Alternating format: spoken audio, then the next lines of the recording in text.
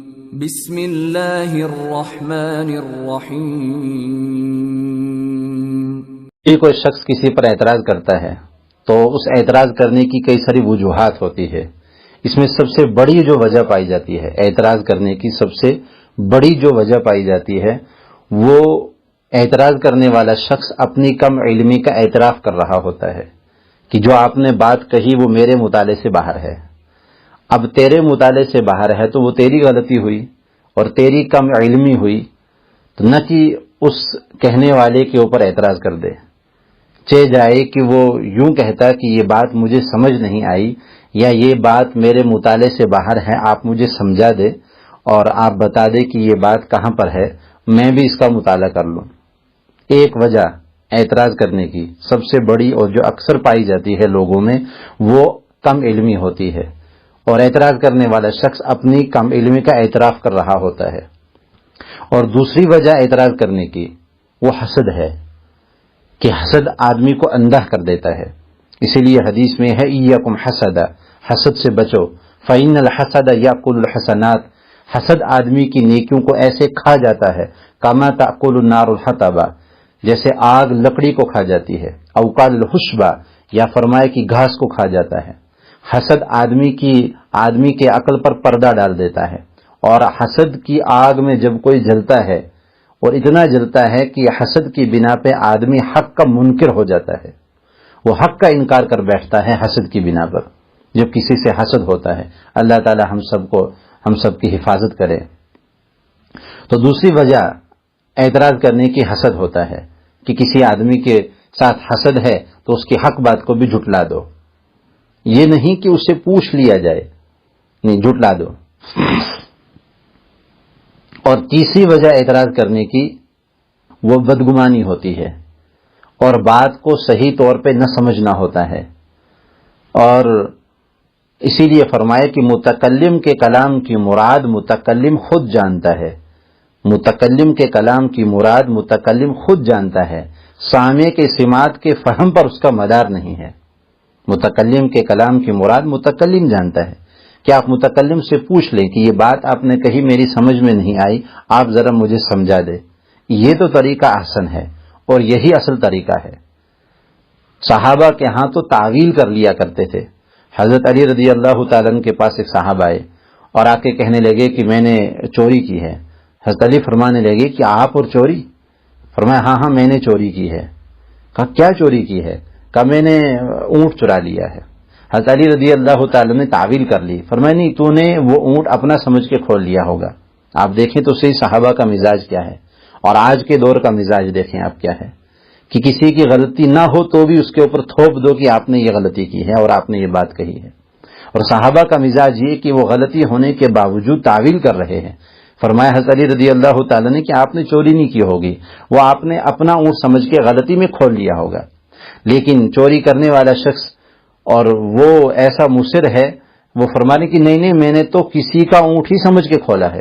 اللہ اکبر، کہ سزا دینے والا کہہ رہا ہے کہ تو نے چوری نہیں کی، اور سزا لینے والا کہہ رہا ہے کہ ہاں مجھ سے غلطی ہوئی ہے۔ کہ آپ دیکھیں تو صحیح۔ تو حضرت علی رضی اللہ تعالیٰ نے ان کو باندھ دیا اور کہا کہ آپ چاقو اور تلوار اور تیل وغیرہ گرم کرو۔ اندر باہر پھرتے رہے کہ ایک آدمی کا ہاتھ کاٹنے ہیں کوئی معمولی سی بات تو ہے نہیں ہے۔ تو جب حضرت علی رضی اللہ تعالیٰ اندر آئے اور آ کے کہنے لگے کہ آپ یہاں کیا کر رہے ہو، کہ آپ نے چوری کی ہے؟ کہا نہیں میں نے چوری نہیں کی۔ فرمایا چلے جاؤ۔ ان کو کھولا اور وہ چلے گئے، اور لوگ کہنے لگے علی انہوں نے تو اپنی چوری کا اعتراف کر لیا تھا۔ کہا ہاں ان کے اعتراف پر میں نے ان کو پکڑ لیا تھا اور ان کے انکار پر ان کو چھوڑ دیا۔ اللہ اکبر، کیا مزاج ہے صحابہ کا۔ حضور علیہ الصلوۃ والسلام کے ایسے متعدد واقعات ہیں۔ اور تیسری وجہ اعتراض کی وہ یہ ہے کہ بات کو صحیح طور پہ سمجھا نہیں اور اعتراض کر دیا۔ ایک صاحب نے مولوی صاحب سے جا کے کہا کہ ہمارا پڑوسی بے دین ہو گیا ہے۔ کہا کیوں؟ کہا وہ اپنی بیوی کو والدہ ماجدہ بلاتا ہے، بیوی کو والدہ ماجدہ بلاتا ہے۔ تو مولوی صاحب نے ان صاحب کو بلایا، اور جب وہ آئے کہا تم اپنی بیوی کو والدہ ماجدہ کہتے ہو؟ اس نے کہا ہاں میں کہتا ہوں۔ تو مولوی صاحب خاموش ہو گئے۔ جو ذہین لوگ ہوتے ہیں، اہل علم ہوتے ہیں، اور جن کے اندر دین کی درد ہوتی ہے یا فہم رکھنے والے لوگ ہوتے ہیں تو وہ ایسے ہی چپ ہو جاتے ہیں. یہاں پر یہ مولوی صاحب چپ ہو گئے. کہا کہ انہوں نے تو جرت سے کہا, میں کہتا ہوں کوئی بات تو اس کے پیچھے ہوگی تبھی تو اس نے کہا, تو ذرا پہلے اس سے پوچھ لیا جائے کہ کیا بات ہے. تو مولوی صاحب خاموش ہوئے, فوراً فتویٰ نہیں دیا کہ تم گمراہ ہو گئے اور تم کافر اور مرتد ہو گئے. آج کل تو بہت آسان ہے نا, کسی کو کافر کہہ دو, مرتد کہہ دو, گمراہ کہہ دو. اقبال مرحوم فرمایا کرتے تھے تم تو ایک دوسرے کو مسلمان ماننے کے لیے تیار نہیں ہو, اب تو ایک کافر ہی بچا ہے جو تم سب کو مسلمان کہتا ہے. تم سب کو مسلمان, چھوٹی چھوٹی باتوں کے اوپر جھگڑے کہ ہاتھ یہاں باندھ کے نماز ہوگی یا یہاں باندھ کے نماز ہوگی. اقبال مرحوم فرماتے ہیں کہ نماز تو ان کی بھی ہو جاتی ہے جن کے ہاتھ ہی نہیں ہوتے ہیں. یہ کوئی امت کے اندر لڑنے اور جھگڑنے کے مسائل ہیں کہ امت تو ارتداد کے دہانے پر ہے اور یہ ان چیزوں کو لے کے بیٹھے ہوئے ہیں, اور یہ کہہ دیا جائے کہ کب مسلمان کو کافر کر دو, گمراہ کہہ دو, مرتد کہہ دو, اور پوری کی پوری طاقت لگا دو کہ ان کو گمراہ اور کافر اور مرتد کہنا ہے. تو ان مولوی صاحب نے ان سے پوچھا کہ آپ یہ بتائیں کہ آپ کی بیٹیاں کتنی ہیں؟ ان صاحب نے کہا کہ میری 3 بیٹیاں ہیں. کہا اچھا بڑی کا نام کیا ہے؟ کہا بڑی کا نام رخسانہ ہے, اور بیچ والی کا نام عابدہ ہے, اور تیسری والی کا نام ماجدہ ہے. مولوی صاحب کہنے کے بس ٹھیک ٹھیک. کیا مطلب؟ وہ یوں کہہ رہے تھے کہ میری بیٹی ماجدہ کی والدہ, ادھر آ بات سن, اور یہ سمجھ گئے کہ والدہ ماجدہ, یعنی وہ یوں کہتے تھے والدہ ماجدہ یعنی میری بیٹی ماجدہ کی والدہ, ادھر آ بات سن. لیکن یہ سامنے والا کم فہم تھا اور بات کو غلط انداز میں سمجھا اور غلط انداز میں استفتاء لے کے مفتی صاحب کے پاس چلا گیا. لیکن آگے اللہ کا شکر ہے کہ مفتی صاحب ایسے عقل والے اور ایسے علم والے تھے کہ انہوں نے فوراً فتویٰ نہیں دیا جب تک نہ بات کی تہہ تک پہنچ دیا جائے اور متکلم کے کلام کی مراد کو متکلم سے خود پوچھ لیا جائے. اس لیے متکلم کے سے پوچھے بغیر فتویٰ دے دینا سب سے بڑا جرم ہے, اور یہ شخص سب سے بڑا مجرم ہے, سب سے بڑا مجرم ہے اللہ کے دربار میں, کہ متکلم سے اس کے کلام کی مراد جانے بغیر اس کے کسی کلام کے اوپر فتویٰ دے دیا.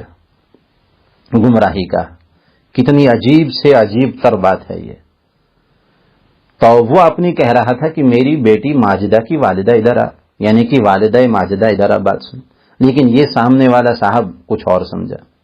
ایک صاحب نے کہا ہمارے بستی میں ایک مولوی صاحب ہے, اس کو کسی طریقے سے بدنام کرنا ہے اور یہاں سے مسجد خالی کروانی ہے, مدرسہ خالی کروانا ہے, بلکہ اس سے گاؤں خالی کروانا ہے. بہت دین کا کام کر رہا ہے یہاں پر, اور حسد آدمی کو اندھا کر دیتا ہے, کچھ بھی کرنے پر آمادہ کر دیتا ہے. یہ تعجب کی بات نہیں ہے. تو انہوں نے کہا کہ کیسے نکالیں اس مولوی صاحب کو؟ تو ایک صاحب نے کہا کہ یہ تو میرا کام ہے نکالنا ان کو. انہوں نے بستی کے بڑے بڑے چودھریوں کو, بڑے بڑے نامور لوگوں کو, بڑے بڑے کھڑپینچ اور پنچ اور سب کو جمع کیا اور ان مولوی صاحب سے کہا کہ حضرت کچھ نصیحت فرما دیں, ہمیں کچھ تقریر فرما دیں. تو مولوی صاحب ممبر پہ آ گئے اور انہوں نے کہا کہ قال قال رسول اللہ صلی اللہ علیہ وسلم. یہ صاحب کہنے لگے مولوی صاحب خاموش, بس بس بس, اپنے نبی کی گستاخی اس سے زیادہ ہم سے برداشت نہیں ہوگی. وہ کہنے لگے, حیران ہو گئے کہ میں نے کون سی گستاخی کر دی, میں نے تو حدیث ابھی شروع ہی کی تھی پڑھنا اور یہ صاحب کہہ رہا گستاخی کر دی.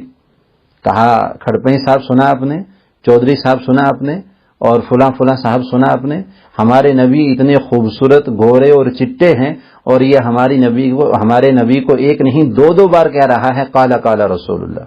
اللہ اکبر. آپ دیکھیں تو صحیح حاسد کس حد تک گر سکتا ہے. لیکن حاسد, علماء نے حسد کے نقصانات لکھے ہیں کہ حسد اتنی لا علاج اور مہلک بیماری ہے کہ حاسد جب حسد کرتا ہے اللہ تعالیٰ محسود کو اتنی ترقی دیتے چلے جاتے ہیں اور حاسد کو اتنا ذلیل کرتے چلے جاتے ہیں. محسود کو, جس پر حسد کیا جائے, اس کو اتنی ترقی دیتے چلے جاتے ہیں اور حاسد کو اتنا ذلیل کرتے چلے جاتے ہیں. اور فرمایا کہ حاسد جب حسد کرتا ہے اللہ اس کی پچھلی ساری نیکیاں تباہ کر دیتے ہیں, آئندہ کی نیکی سے محروم کر دیتے ہیں. اس لیے کلام کو سمجھنا چاہیے کہ متکلم کیا کہہ رہا ہے, اور اگر سمجھ نہ آئے تو متکلم کے اوپر کوئی فتویٰ نہ لگاؤ, متکلم سے پہلے پوچھ لو کہ آپ کے کلام کی مراد کیا ہے. ہم اس کلام کو سمجھے نہیں، ذرا ہمیں سمجھا دے۔ یہ تو ہے دیانتداری اور امانت داری۔ اور اس سے ہٹ کے حسد پھر آدمی کو اندھا کر دیتا ہے، وہ حسد کی آگ کے اندر جلتا رہتا ہے، اور اللہ محسود کا کچھ بھی نہیں بگاڑیں گے۔ محسود کو اللہ ترقی دیں گے اور حاسد کو ہی ذلیل کرتے چلے جائیں گے۔ اور زمانہ دیکھے گا جب کوئی کسی کو ذلیل کرنا چاہے، اور اللہ تعالیٰ اسی شخص کو ذلیل کر کے دکھاتے ہیں۔